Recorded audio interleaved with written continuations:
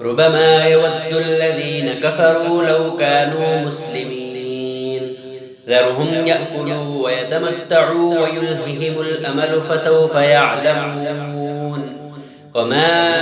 أهلكنا من قرية إلا ولها كتاب معلوم ما تسبق من أمة أجلها وما يستأخرون وقالوا يا أيها الذي نزل عليه الذكر إنك لمجنون لو ما تأتينا بالملائكة إن كنت من الصادقين ما ننزل الملائكة إلا بالحق وما كانوا إذا منظرين إنا نحن نزلنا الذكر وإنا له لحافظون ولقد أرسلنا من قبلك في شيع الأولين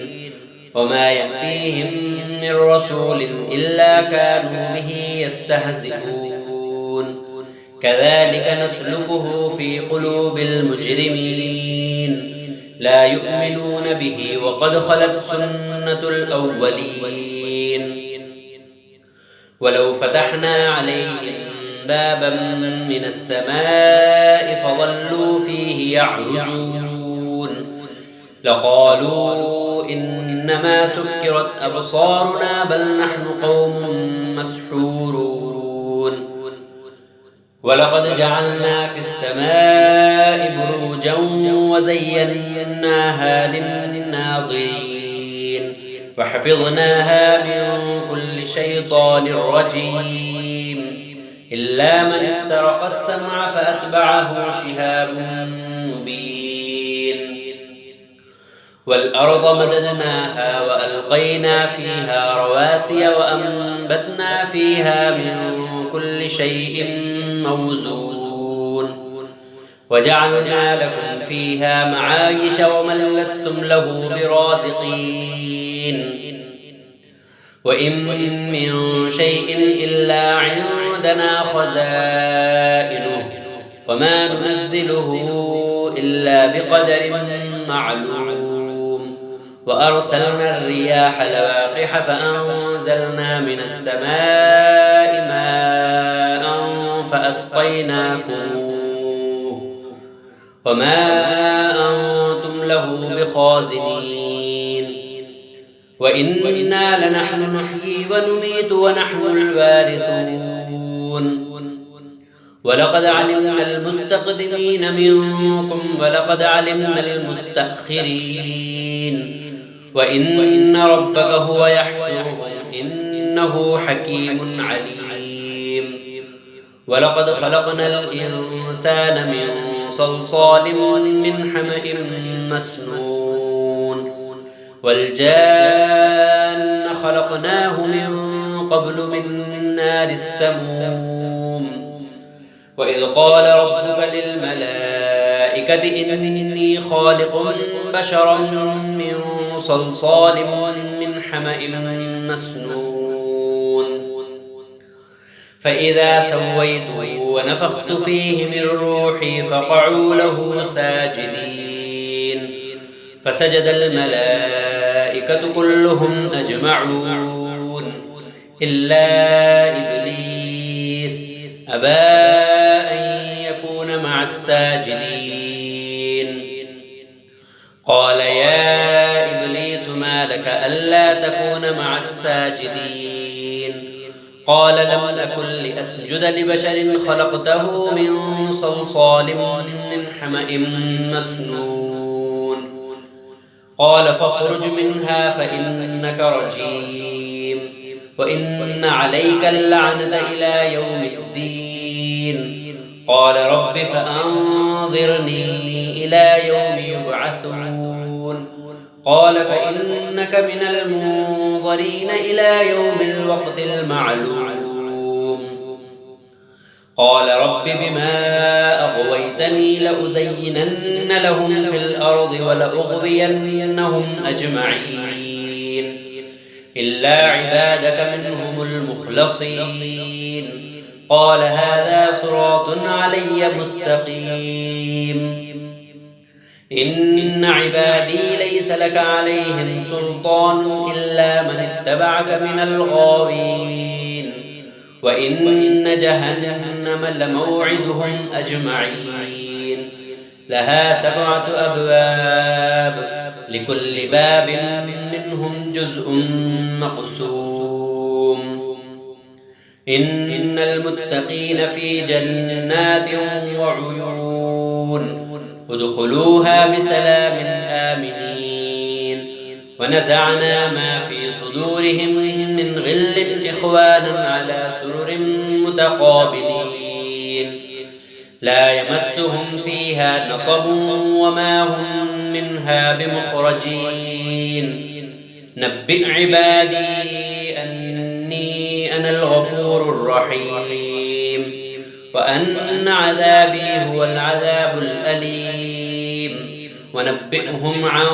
ضيف إبراهيم إذ دخلوا عليه فقالوا سلاما قال إنا منكم وجلون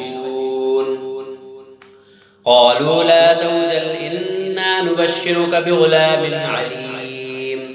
قال أبشرتموني على أن مسني الكبر فبم تبشرون قالوا بشرناك بالحق فلا تكن من القانطين قال ومن يقنط من رحمة ربه إلا الضالون قال فما خطبكم أيها المرسلون قالوا إنا أرسلنا إلى قوم مجرمين إلا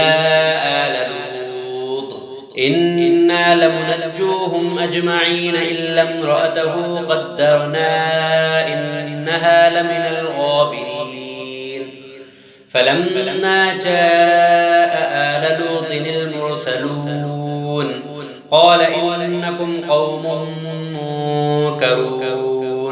قالوا بل جئناك بما كانوا فيه يمترون وأتيناك بالحق وإنا لصادقون فأسر بأهلك بقطع من الليل واتبع أدبارهم ولا يلتفت منكم أحد وامضوا حيث تؤمرون وقضينا إليه ذلك الأمر أن دابر هؤلاء مقطوع مصبحين وجاء أهل المدينة يستبشرون قال إن هؤلاء ضيفي فلا تفضحون واتقوا الله ولا تخزون قالوا أولم ننهك عن العالمين قال هؤلاء بناتي إن كنتم فاعلين لعمرك إنهم لفي سكرتهم يعمهون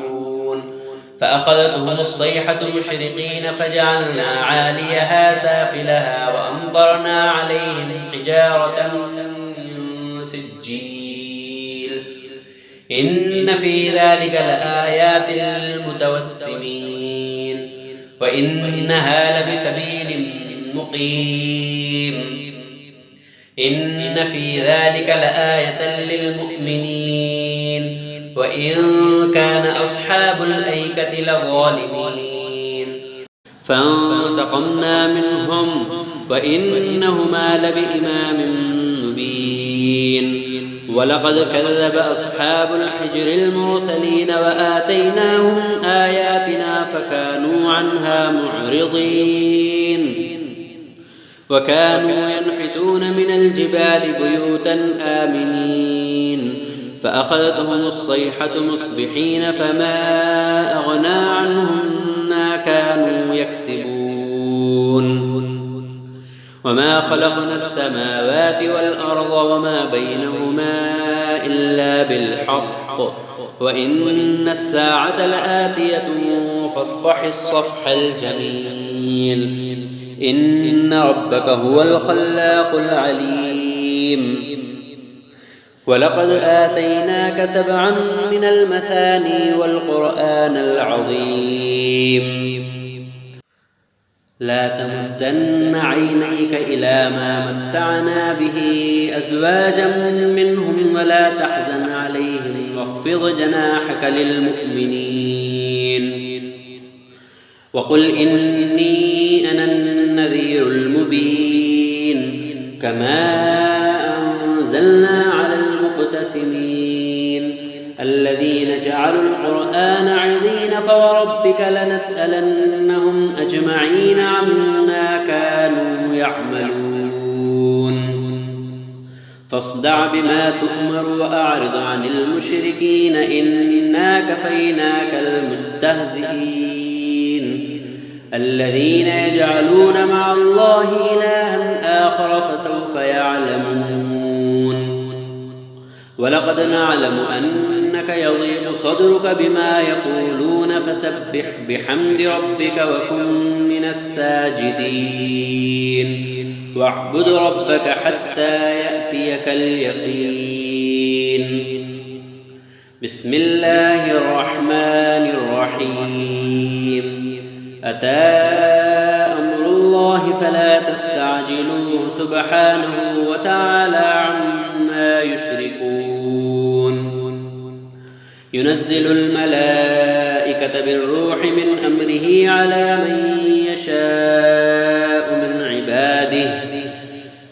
من يشاء من عباده أن أنذروا أنه لا إله إلا أنا فاتقون خلق السماوات والأرض بالحق تعالى عما يشركون خلق الإنسان من نطفة فإذا هو خصيم مبين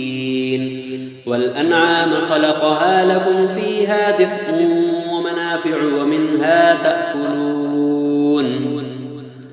ولكم فيها جمال حين تريحون وحين تسرحون وتحمل أثقالكم إلى بلد لم تكونوا بالغيه إلا بشق الأنفس إن ربكم لرؤوف رحيم والخيل والبغال والحمير لتركبوها وزينة ويخلق ما لا تعلمون وعلى الله قصد السبيل ومنها جائر ولو شاء لهداكم أجمعين هو الذي أنزل من السماء ماء لكم منه شراب ومنه شجر فيه تسيمون ينبت لكم به الزرع والزيتون والنخيل والأعناب ومن كل الثمرات إن في ذلك لآية لقوم يتفكرون وسخر لكم الليل والنهار والشمس والقمر والنجوم مسخرات بأمره إن في ذلك لآيات لقوم يعقلون وما ذرأ لكم في الأرض مختلفا ألوانه إن في ذلك لآية لقوم يذكرون وهو الذي سخر البحر لتأكلوا منه لحما طريا وتستخرجوا منه حلية تلبسونها وترى الفلك مواخر فيه ولتبتغوا من فضله ولعلكم تشكرون وألقى في الأرض رواسي أن تميد بكم وأنهارا وسبلا لعلكم تهتدون وعلامات وبالنجم هم يهتدون أفمن يخلق كمن لا يخلق أفلا تذكرون وإن تعدوا نعمة الله لا تحصوها إن الله لغفور رحيم والله يعلم ما تسرون وما تعلنون والذين يدعون من دون الله لا يخلقون شيئا وهم يخلقون أموات غير أحياء يشعرون أيان يبعثون إلهكم إله واحد فالذين لا يؤمنون بالآخرة قلوبهم منكرة وهم مستكبرون لا جرم أن الله يعلم ما يسرون وما يعلنون إنه لا يحب المستكبرين وإذا قيل لهم ماذا أنزل ربكم قالوا أساطير الأولين ليحملوا أوزارهم كاملة يوم القيامة ومن أوزار الذين يضلونهم بغير علم ألا ساء ما يزرون قد مكر الذين من قبلهم فأتى الله بنيانهم من القواعد فخر عليهم السقف من فوقهم وأتاهم العذاب من حيث لا يشعرون ثم يوم القيامة يخزيهم ويقول أين شركائي الذين كنتم تشاقون فيهم قال الذين أوتوا العلم إن الخزي اليوم والسوء على الكافرين الذين تتوفاهم الملائكة ظالمي أنفسهم فألقوا السلم ما كنا نعمل من سوء بلى إن الله عليم بما كنتم تعملون فادخلوا أبواب جهنم خالدين فيها فلبئس مثوى المتكبرين وقيل للذين اتقوا ماذا أنزل ربكم قالوا خيرا للذين أحسنوا في هذه الدنيا حسنة ولدار الآخرة خير ولنعم دار المتقين جنات عدن يدخلونها تجري من تحتها الأنهار لهم فيها ما يشاءون كذلك يجزي الله المتقين الذين تتوفاهم الملائكة طيبين يقولون سلام عليكم ادخلوا الجنة بما كنتم تعملون هل ينظرون إلا أن تأتيهم الملائكة أو يأتي أمر ربك كذلك فعل الذين من قبلهم وما ظلمهم الله ولكن كانوا أنفسهم يظلمون فأصابهم سيئات ما عملوا وحاق بهم ما كانوا به يستهزئون وقال الذين أشركوا لو شاء الله ما عبدنا من دونه من شيء نحن ولا آباؤنا ولا حرمنا من دونه من شيء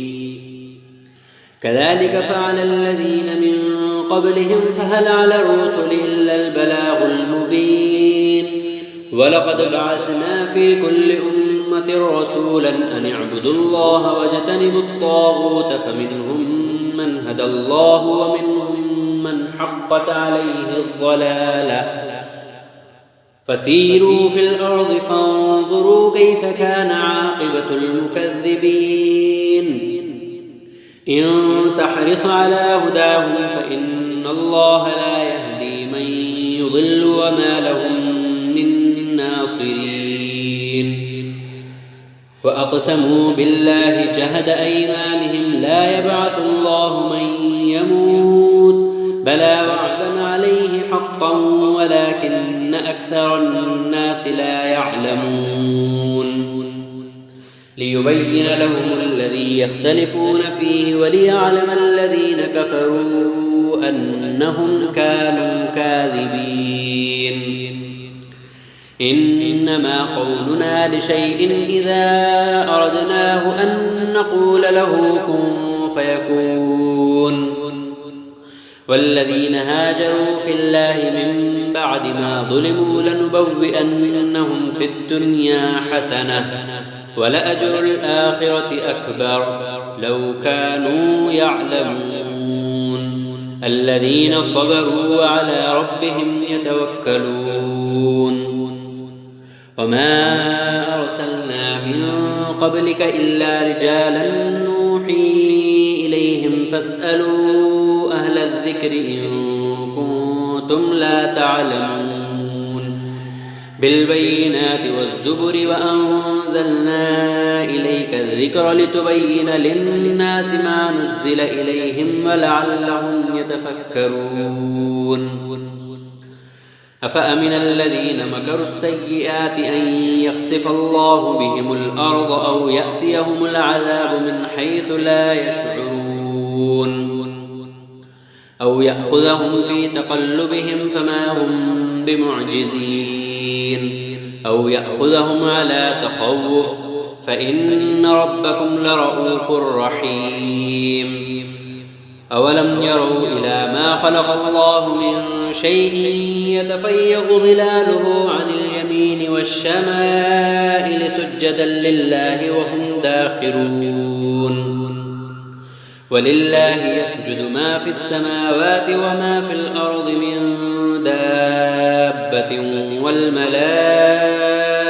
وهم لا يستكبرون يخافون ربهم من فوقهم ويفعلون ما يؤمرون وقال الله لا تتخذوا إلهين اثنين إنما هو إله واحد فإياي فارهبون وله ما في السماوات والأرض وله الدين واصبا أفغير الله تتقون وما بكم من نعمة فمن الله ثم إذا مسكم الضر فإليه تجأرون ثم إذا كشف الضر عنكم إذا فريق منكم بربهم يشركون ليكفروا بما آتيناهم فتمتعوا فسوف تعلمون ويجعلون لما لا يعلمون نصيبا مما رزقناهم تالله لتسألن عما كنتم تفترون ويجعلون لله البنات سبحانه ولهم ما يشتهون وإذا بشر أحدهم بالأنثى ظل وجهه مسودا وهو كظيم يتوارى من القوم من سوء ما بشر به أيمسكه على هون أم يدسه في التراب ألا ساء ما يحكمون للذين لا يؤمنون بالآخرة مثل السوء ولله المثل الأعلى وهو العزيز الحكيم ولو يؤاخذ الله الناس بظلمهم ما ترك عليها من دابة ولكن يؤخرهم إلى أجل مسمى فإذا جاء أجلهم لا يستأخرون ساعة ولا يستقدمون ويجعلون لله ما يكرهون وتصف ألسنتهم الكذب أن لهم الحسنى لا جرم أن لهم النار وأنهم مفرطون تالله لقد أرسلنا إلى أمم من قبلك فزين لهم الشيطان أعمالهم فهو وليهم اليوم ولهم عذاب أليم وما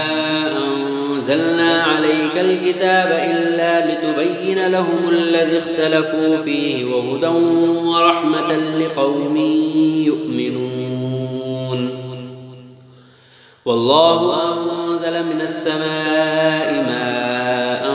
فأحيا به الأرض بعد موتها إن في ذلك لآية لقوم يسمعون وإن لكم في الأنعام لعبرة نسقيكم مما في بطونه من بين فرث ودم لبنا خالصا سائغا للشاربين ومن ثمرات النخيل والأعناب تتخذون منه سكرا ورزقا حسنا إن في ذلك لآية لقوم يعقلون وأوحى ربك إلى النحل أن اتخذي من الجبال بيوتا ومن الشجر ومما يعرشون ثم كلي من كل الثمرات فاسلكي سبل ربك ذللا يخرج من بطونها شراب مختلف ألوانه فيه شفاء للناس إن في ذلك لآية لقوم يتفكرون والله خلقكم ثم يتوفاكم ومنكم من يرد إلى أرذل العمر لكي لا يعلم بعد علم شيئا إن الله عليم قدير والله فضل بعضكم على بعض في الرزق فما الذين فضلوا براد رزقهم على ما ملكت أيمانهم فهم فيه سواء أفبنعمة الله يجحدون والله جعل لكم من أنفسكم أزواجا وجعل لكم من أزواجكم بنين وحفدة ورزقكم من الطيبات أفبالباطل يؤمنون وبنعمة الله هم يكفرون ويعبدون من دون الله ما لا يملك لهم رزقا من السماوات والأرض شيئا ولا يستطيعون فلا تضربوا لله الأمثال إن الله يعلم وأنتم لا تعلمون ضرب الله مثلا عبدا مملوكا لا يقدر على شيء ومن رزقناه منا رزقا حسنا فهو ينفق منه سرا وجهرا هل يستوون الحمد لله بل أكثرهم لا يعلمون وضرب الله مثلا الرجلين أحدهما أبكم لا يقدر على شيء وهو كل على مولاه أينما يوجهه لا يأتي بخير هل يستوي هو ومن يأمر بالعدل وهو على صراط مستقيم ولله غيب السماوات والأرض وما أمر الساعة إلا كلمح البصر أو هو أقرب إن الله على كل شيء قدير والله أخرجكم من بطون أمهاتكم لا تعلمون شيئا وجعل لكم السمع والأبصار والأفئدة لعلكم تشكرون ألم يروا إلى الطير مسخرات في جو السماء ما يمسكهن إلا الله إن في ذلك لآيات لقوم يؤمنون والله جعل لكم من بيوتكم سكنا وجعل لكم من جلود الأنعام بيوتا تستخفونها يوم ضعنكم ويوم إقامتكم ومن أصوافها وأوبارها وأشعارها أثاثا ومتاعا إلى حين والله جعل لكم مما خلق ظلالا وجعل لكم من الجبال أكنانا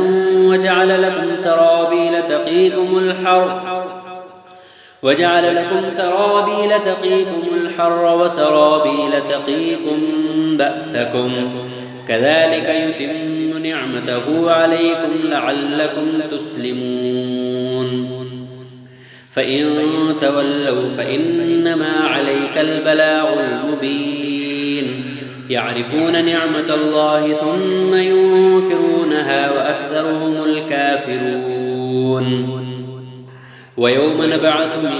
كل أمة شهيدا ثم لا يؤذن للذين كفروا ولا هم يستعتبون وإذا رأى الذين ظلموا العذاب فلا يخفف عنهم ولا هم ينظرون وإذا رأى الذين أشركوا شركاءهم قالوا ربنا هؤلاء شركاؤنا الذين كنا ندعو من دونك فألقوا إليهم القول إنكم لكاذبون وألقوا إلى الله يومئذ السلم وضل عنهم ما كانوا يفترون الذين كفروا وصدوا عن سبيل الله زدناهم عذابا فوق العذاب بما كانوا يفسدون ويوم نبعث في كل أمة شهيدا عليهم من أنفسهم وجئنا بك شهيدا على هؤلاء ونزلنا عليك الكتاب تبيانا لكل شيء وهدى ورحمة وبشرى للمسلمين إن الله يأمر بالعدل والإحسان وإيتاء ذي القربى وينهى عن الفحشاء والمنكر والبغي يعظكم لعلكم تذكرون وأوفوا بعهد الله إذا عاهدتم ولا تنقضوا الأيمان بعد توكيدها وقد جعلتم الله عليكم كفيلا إن الله يعلم ما تفعلون ولا تكونوا كالتي نقضت غزلها من بعد قوة أنكاثا تتخذون أيمانكم دخلا بينكم أن تكون أمة هي أربى من أمة إنما يبلوكم الله به وليبينن لكم يوم القيامة ما كنتم فيه تختلفون ولو شاء الله لجعلكم أمة واحدة ولكن يضل من يشاء ويهدي من يشاء ولتسألن عما كنتم تعملون ولا تتخذوا أيمانكم دخلا بينكم فتزل قدم بعد ثبوتها وتذوقوا السوء بما صددتم عن سبيل الله ولكم عذاب عظيم ولا تشتروا بعهد الله ثمنا قليلا إنما عند الله هو خير لكم إن كنتم تعلمون ما عندكم ينفد وما عند الله باق ولنجزين الذين صبروا أجرهم بأحسن ما كانوا يعملون من عمل صالحا من ذكر أو أنثى وهو مؤمن فلنحيينه حياة طيبة ولنجزينهم أجرهم بأحسن ما كانوا يعملون فإذا قرأت القرآن فاستعذ بالله من الشيطان الرجيم إنه ليس له سلطان على الذين آمنوا وعلى ربهم يتوكلون إنما سلطانه على الذين يتولونه والذين هم به مشركون وإذا بدلنا آية مكان آية والله أعلم بما ينزل قالوا إنما أنت مفتر بل أكثرهم لا يعلمون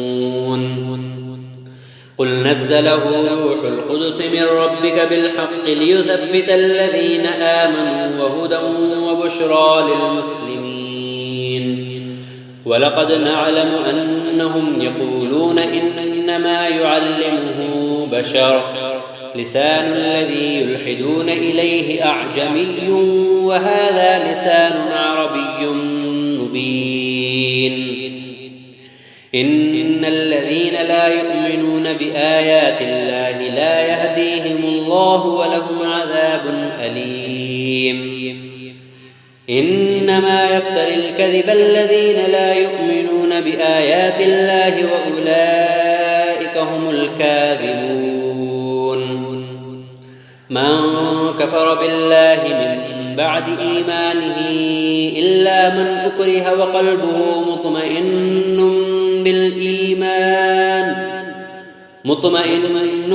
بالإيمان ولكن من شرح بالكفر صدرا فعليهم غضب من الله ولهم عذاب عظيم ذلك بأنهم استحبوا الحياة الدنيا على الآخرة وأن الله لا يهدي القوم الكافرين أولئك الذين طبع الله على قلوبهم وسمعهم وأبصارهم وأولئك هم الغافلون لا جرم أنهم في الآخرة هم الخاسرون ثم إن ربك للذين هاجروا من بعد ما فتنوا ثم جاهدوا وصبروا إن ربك من بعدها لغفور رحيم يوم تأتي كل نفس تجادل عن نفسها وتوفى كل نفس ما عملت وهم لا يظلمون وضرب الله مثلا قرية كانت آمنة مطمئنة يأتيها رزقها رغدا من كل مكان فكفرت بأنعم الله فأذاقها الله لباس الجوع والخوف بما كانوا يصنعون ولقد جاءهم رسول منهم فكذبوه فأخذهم العذاب وهم ظالمون فكلوا مما رزقكم الله حلالا طيبا واشكروا نعمة الله إن كنتم إياه تعبدون إنما حرم عليكم الميتة والدم ولحم الخنزير وما أهل لغير الله به فمن اضطر غير باغ ولا عاد فإن الله غفور رحيم ولا تقولوا لما تصف ألسنتكم الكذب هذا حلال وهذا حرام لتفتروا على الله الكذب إن الذين يفترون على الله الكذب لا يفلحون متاع قليل ولهم عذاب أليم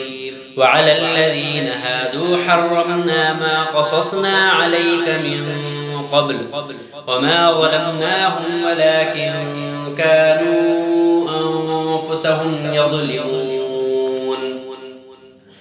ثم إن ربك للذين عملوا السوء بجهالة